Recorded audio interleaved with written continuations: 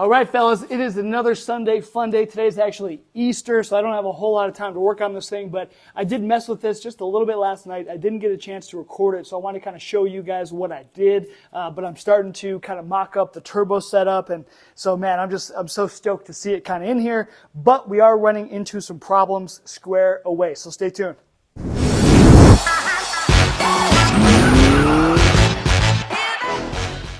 All right, so on this passenger side manifold, this is where, of course, our turbo is going to bolt to. Now, the issue I ran into right away is because we went and we lowered the engine down with those solid 1¼ inch drop mounts, which did help us to have hood clearance, but now it's caused an issue with the manifold clearance. And so it's probably hard to tell from up top there, but basically this, where there are flanges for the turbo, is actually hitting this pinch weld on the rail, right? I mean, and it's just barely hitting it, but we are going to need to clearance this part of the rail here so that not only so we have some room, but, you know, well, basically, yeah, we need to have some room to be able to get the bolts in here, all that stuff. Plus, the manifold is not completely even bolted down. It's maybe a 1/16 of an inch. It needs to rock forward. So it does look like everything's going to work. I did kind of set the turbo in place. That seems okay. So the only bummer, you know, whenever I'm doing building a car, I always hate to really have to modify the chassis a whole lot, just in case if I ever wanted to put it back to, you know, closer to stock, or if I ever sold the car and someone else did. I always like to leave it stock where I can, but we are going to have to modify it. So I'm just not sure yet if I'm going to cut kind of a small little portion of that drip rail, or if maybe we'll just clearance this whole thing out. You're not going to be able to see it once the turbo's on there and everything. I probably am going to put some heat tape down just because this is going to get super hot. It's going to bake this paint anyway. So I'll probably put some heat tape all around here, and we'll protect these brake lines with some heat shielding. So we got to do all that. But let me go ahead and show you the passenger side. The passenger side, I just kind of mocked it up and it seems to be okay. So I think that one we can probably go ahead and bolt that bad boy on there.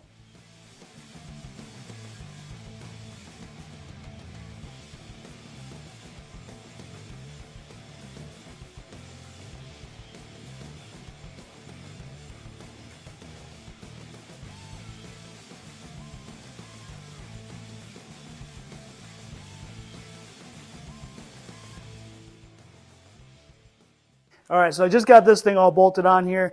Now, putting it on is not super terrible. All of the bolts except for these two guys right here, these did not have enough room for the washer.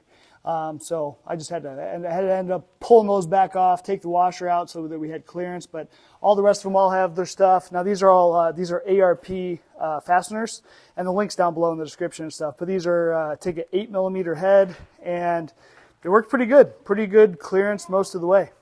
Now the only problem I still got to figure out eventually, and I don't really care for right now, is I do need to get a right angle adapter for this oil filter. I don't want to do a stupid like relocation thing, but Ford did make some like 90-degree angle relocation bracket things.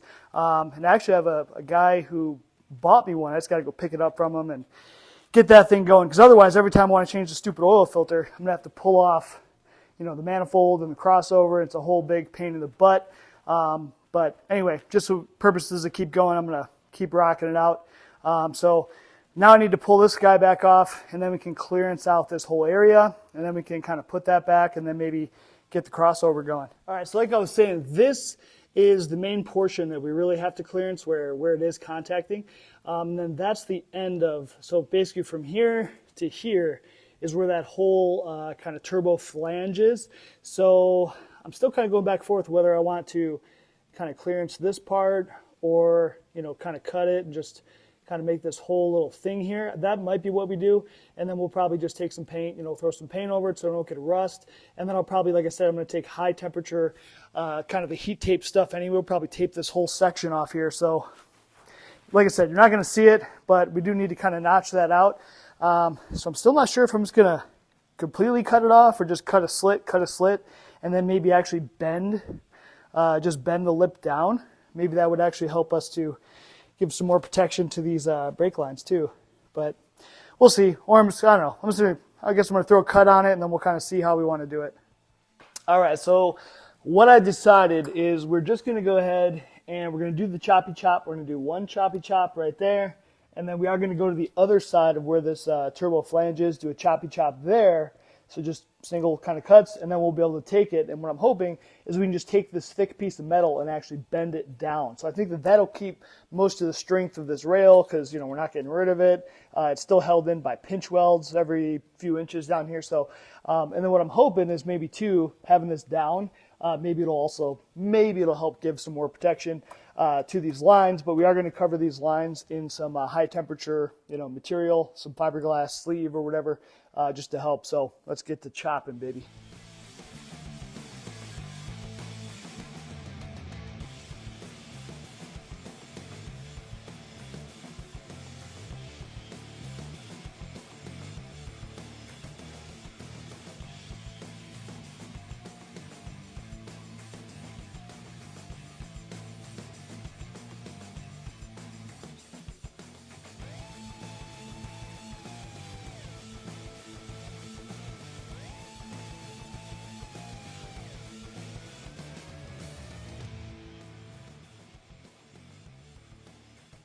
All right, so that took a little bit of horsepower, but we got it cut. So I started out with my 4.5-inch angle grinder, and then this little part right here I needed to finish with my my small Dremel wheel.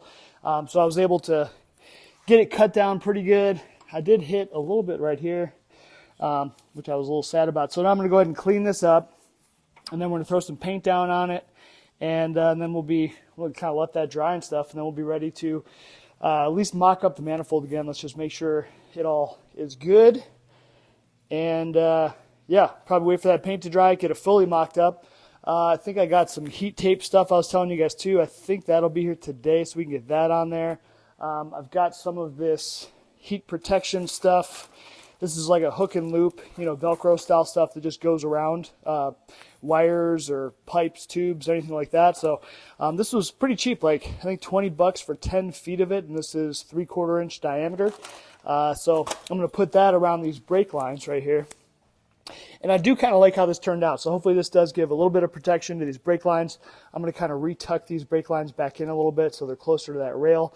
And then, you know, our freaking turbo, you know, the turbo mounting flange is right here, right? So there's going to be a lot of heat. So hopefully that'll help a little bit with these brakes.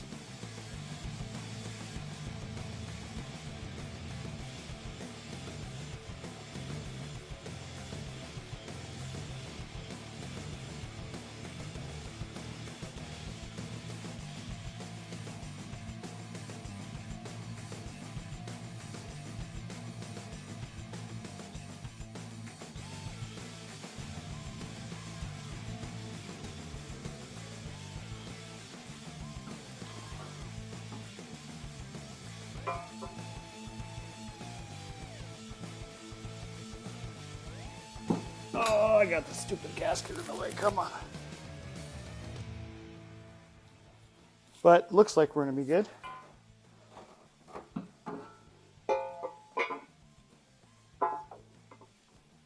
Oh, yeah, baby. Clearance all day. And we got a lot more room now to get the bolts and stuff on the backside. That was one of my biggest concerns. Cool. All right. Looks like it all clears. All right, it's going to live happily now.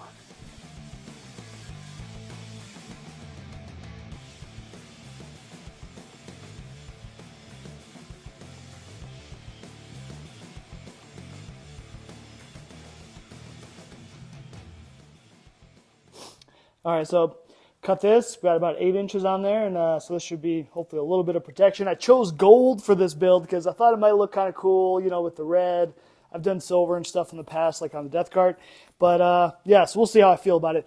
The reason why I bought this heat tape especially is these AC lines, or at least one of the AC lines, kind of routes right here. And so it's going to be right by the turbo, right under the turbo. So I wanted to have that protected as much as possible. So, you know, we're heat taping this whole barrier on the bottom, and then we'll heat tape that line. Man, hopefully it's all going to work out all right. But we do need to wait for this to dry and then put the heat tape down.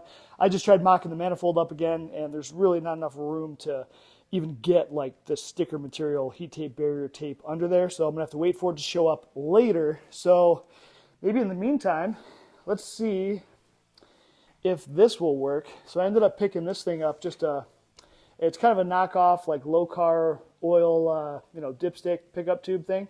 So let's see if this thing will work. And this thing was super cheap, like 15 bucks, 20 bucks, something like that. I'll put the link down below, but it's really seems like a pretty nice unit, but let's just see if this will actually work. Looks pretty thick. Where's the OEM one? So see, it looks really fat. So I don't know if that's going to even fit into the block. So, all right, let's see if it works or not.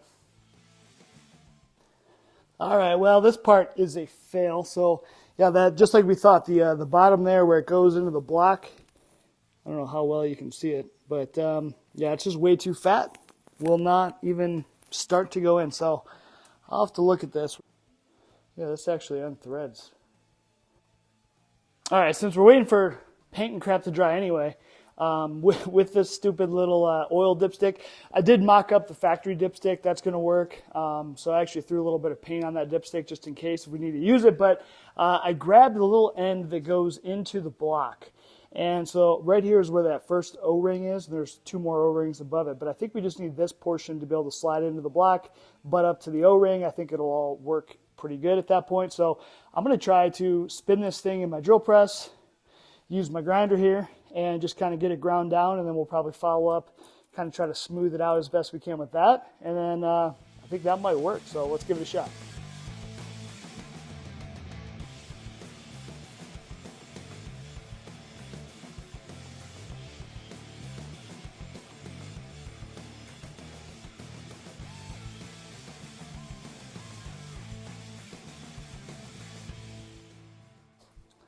Dude, so I'm pretty... So devastatingly, right after I got done machining that little part on my thing, my freaking camera died. I forgot to charge it last night, so we had to wait a while for it to recharge. But I did keep working, so let me kind of show you guys what I did without you. So we did get this little bad boy installed, so it went right down in there. You probably can't see, but we got it machined, and it's sitting, right down on the first little O-ring. And then the way that I mounted it, it comes with this little bracket. So I just was able to put the bracket onto this bolt here. And that way we still have room for that spark plug right there that's sticking out. So our wire and stuff will all still work. So pretty sweet. Look at that. Look at that bad boy. See how accurate it is compared to stock one. Probably not accurate at all, but whatever. We'll figure it out. So that's cool. I'm a little concerned. I was just looking down here. We don't got a whole lot of room between the bottom of this V-band flange and the sway bar. So hopefully the V-band will actually go around there. And then I just went to the store. I ended up picking up some bolts for the turbo and some bolts and stuff for the wastegate. I was playing around with this wastegate. So good thing I took the wastegate apart. I tried to actually push the diaphragm, and I couldn't do it. And I was like, what the hell? I should be able to do that, pretty easily. So it looks like what they did, they just used all the springs, right? So it comes with 3 springs. So they had them all in there. I got to figure out, I probably just need this one. I want to have the, whatever it is, 7 or 8 pound spring. So I'll put that in.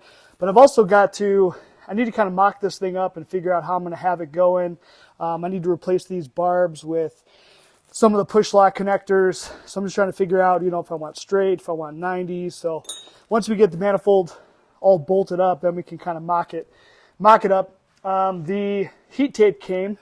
So I think I'm going to go ahead and put the heat tape on there, get that done, because right now this is still just sitting in here. It's not really tightened down. So I'll get the heat tape on there, and then we can start putting bolts through, get this tight, bolts for the turbo. And then once this is tight, heck, we could probably put the turbo on, get the crossover going, wastegate, start putting brackets back on, all that fun stuff.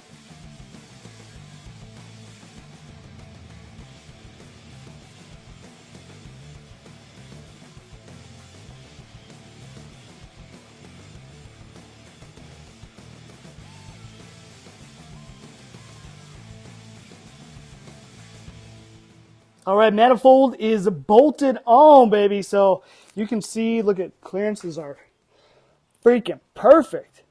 Plenty of room under there for this thing. It's not going to move a whole lot because it's solid mounted, but we do got some room. Got 1/8 of an inch clearance. this way, which the motor's not going to move. It's only going to rock really up and down. But, you know, we've got a finger underneath, so that should be plenty. I'm going to put some more heat tape and stuff here because the whole, you know, turbo exhaust housing will be right there. So there'll be a crap ton of heat. So I'll probably just maybe put tape on this whole rail. I don't know. Then we got to see what we're going to do. Downpipe and stuff's coming here. So I don't know. We'll see.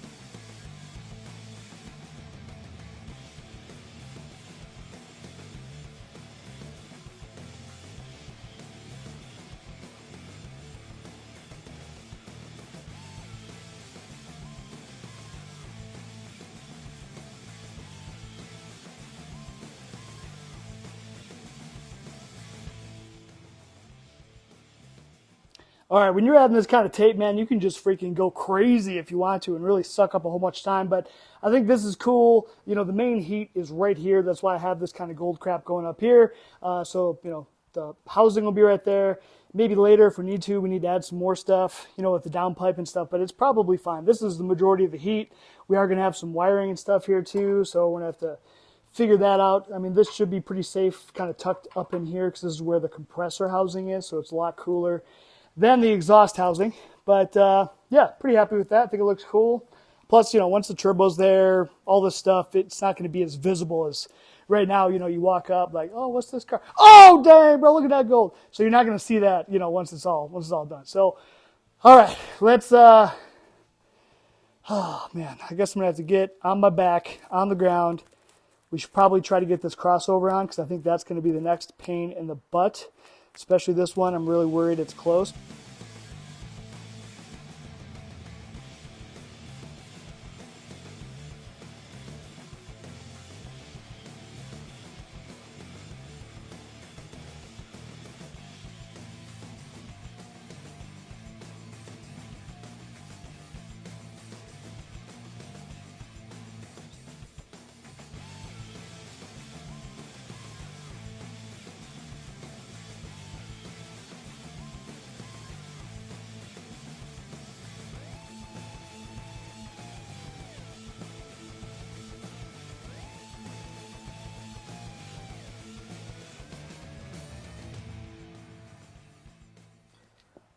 All right, let me see if I can get you boys under here real quick. Have a look at this wastegate. So you can see I'm not a huge fan. Sorry about this light. Not a huge fan of how this dump tube's coming out. It's kind of just shooting into here. There's not a whole lot that's like immediately in front of it. Like there's no spring. You know, I think it's going to clear all the suspension stuff. So I think we're going to be all right, but we'll have to watch it. It is sort of close to this bushing, right? And this bushing's already cracked and old on the stupid sway bar. So we'll probably need to replace that anyway eventually, but we'll just have to watch it, monitor it. Maybe eventually we, you know, weld the piece down, weld the pipe down, do something. But this wastegate, what a terrible, definitely need to put that thing on as you put the whole manifold into the car. Do not put it on as an after fact. It is a pain in the booty, but it's done. Maybe let's start doing some brackets next.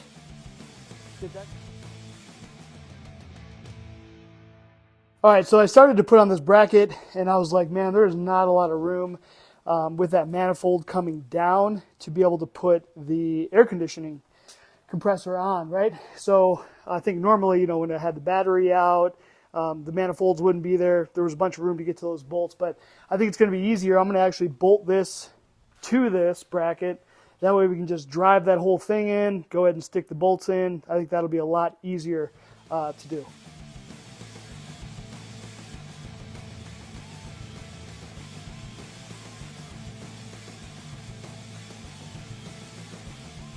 Now at this point, we've got all of our brackets all bolted on.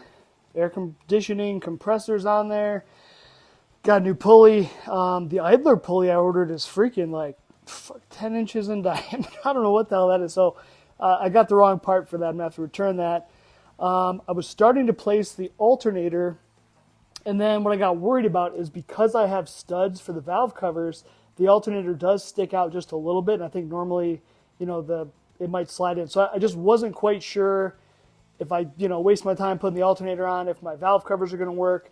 So I'm thinking at this point, we just go ahead and put the valve covers on. I've already got the gaskets. All right, so the gaskets I'm using are Felpro VS13264T. These bad boys were freaking expensive, man. Like, I don't know, 30 bucks or something. But they're supposed to be reusable. You can feel like they've got like a freaking metal core, you know, and then they got this nice kind of soft rubber material. So they're reusable. That's why I wanted to have these, because who knows if we have to take stuff on and off, you know, and I wanted to just not have to worry about RTV or cork or any crap like that. So I did start to try to put oil just onto the rockers, but the way these heads are, man, I started getting oil on my manifolds, and I was like, you know what, screw this. So we're just going to put these on, and then we can fill up the engine oil later on through the little opening or whatever. It'll be fine.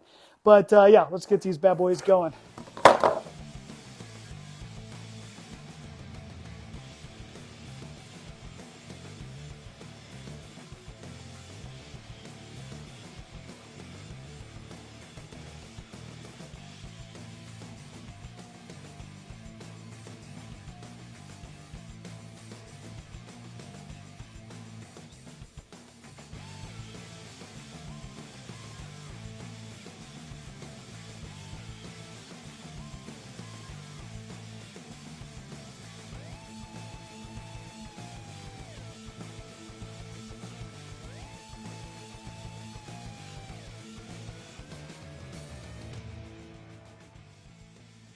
All right, valve covers went on pretty dang easy. The only little headache thing is these studs for some reason are kind of short, even though they're supposed to be for like cast aluminum valve covers. But I just had to back them out a little bit. Then they worked fine. They got plenty of thread, you know, holding them down.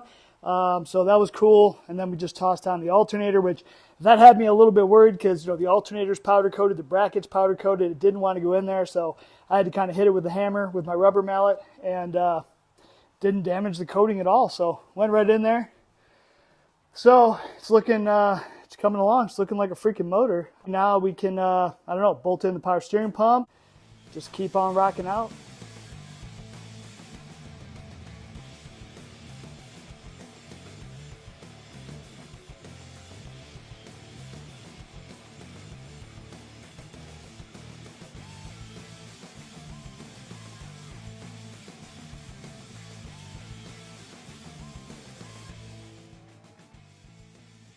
Boys, we are making some freaking progress here. I mean, it's pretty awesome. I just keep sitting back looking at it, just loving it. So much crap in here now, though. It's been looking so naked and kind of nice. Now it's just like stuff freaking everywhere. So next thing I was thinking about doing is putting on the alternator harness. So it's just pretty easy. It's got, you know, the power wire that goes here, 2 connectors here, and then we just got to figure out where we're going to kind of drape it across and then hook it up to the alternator and put the 2 connectors in. So I actually ended up buying on Amazon some, it's electrical tape, but it's like the soft stuff. So I ended up wrapping it over top of the electrical tape. So figured just give it a little bit more extra heat, you know, since this is kind of draped across the whole motor here. But all right, so I'm going to start just kind of figuring this thing out.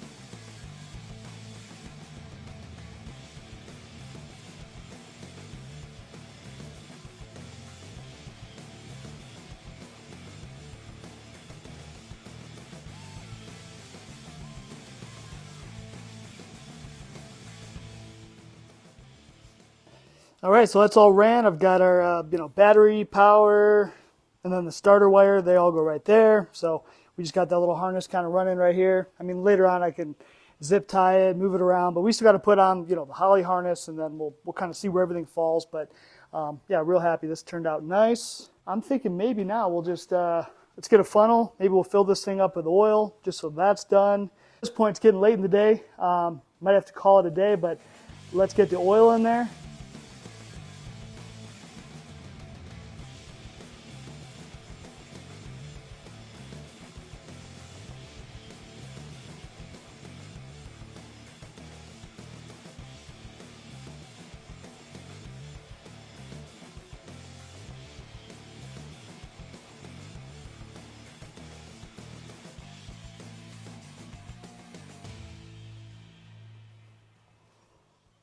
All right, so one last thing, I was just messing around. I started to, I connected the oil feed line to the turbo. Turbo's just sitting there, it's not mounted, but I just wanted to make sure that the feed line's long enough. And this is the feed line that came with the kit, so I've never measured it and stuff.